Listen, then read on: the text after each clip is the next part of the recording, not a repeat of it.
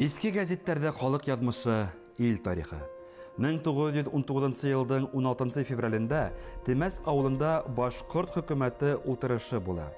Онда Башкорт хөкүмәте һәм гаскәрләренең 18 февральдән Советтар ягына сыгуы турасында тарихи карар кабул ителә.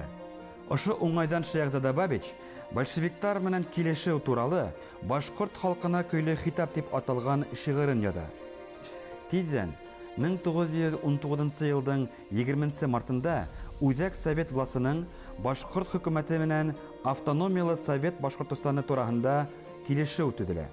Был килешү 23 мартта матбугатта басылып чыга һәм ошо көн автономиялы республиканың туган көне дип исәпләнә.